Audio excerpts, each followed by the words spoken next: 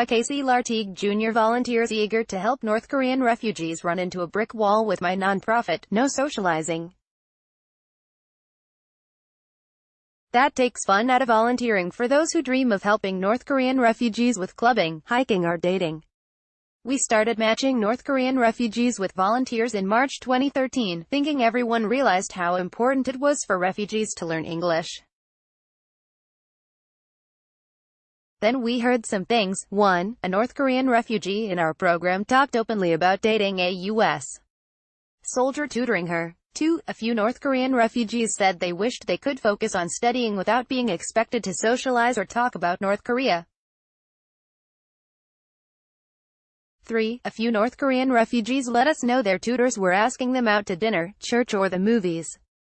They hated saying no because their helpers were volunteers. We want volunteers to have good experiences, but also realized the project would not be taken seriously by refugees.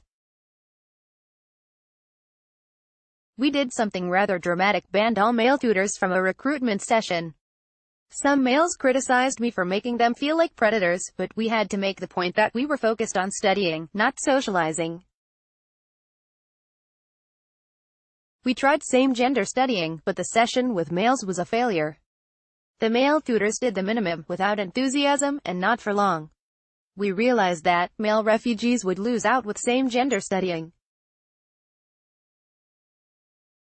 Allowing socializing could create some fantastic memories for both volunteers and students, but we focus on studying rather than socializing for two main reasons. 1. There are many other programs with socializing. We are creating a safe zone for refugees to focus on studying. 2. To focus on academic rather than socializing skills, we must be unattractive for playboys and socializers. About 70% of our refugee students are females. I was warned more than once by volunteers that the program was being targeted by males who are not really interested in tutoring. We raised our standards, eliminated socializing, increased monitoring. Fewer socializers showed up.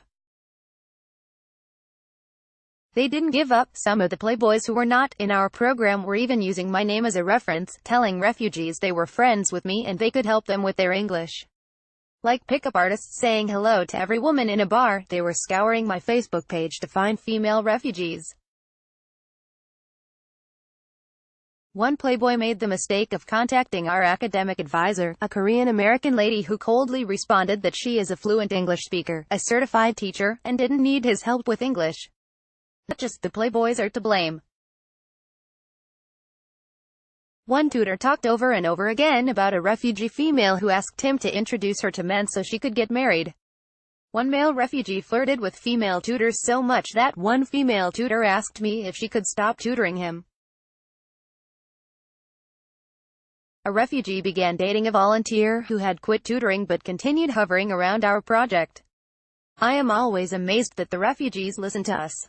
After all, they even ignored the North Korean regime, escaping at the threat of arrest, torture, or execution.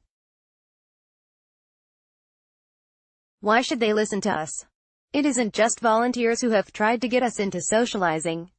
Some refugees have gotten government and foundation support to set up socializing activities.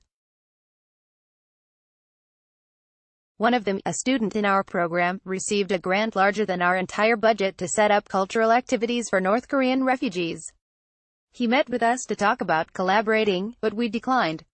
I told him it sounded like we were creating a microwave freezer.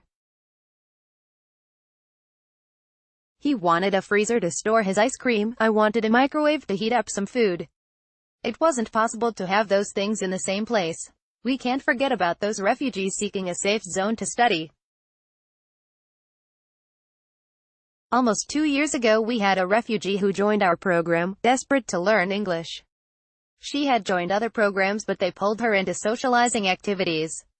She later learned about our project, but was suspicious if we were different. Things were until about a month later, one of her tutors contacted her separately asking if they could have coffee together instead of studying. She ignored him the first time, but when he tried again, she sent us screenshots of his overtures in Korean. After giving him a chance to explain, we banned the volunteer. The refugee was amazed we acted so quickly and decisively. Every time she sends in a report on her classes, she thanks me and my co-director personally and encourages others to join us, if they are serious. Studying or socializing? Not everyone must do things our way. Those refugees are volunteers seeking socializing can go to Itaewon or join social clubs instead of running into our brick wall of no socializing. Casey Lartigue Jr., co-founder of the Teach North Korean Refugees Global Education Center, TNKR, along with Eung Lee, is the 2017 winner of the A Social Contribution prize from the Hansarang Rural Cultural Foundation and the 2017 winner of the Global Award from Challenge Korea.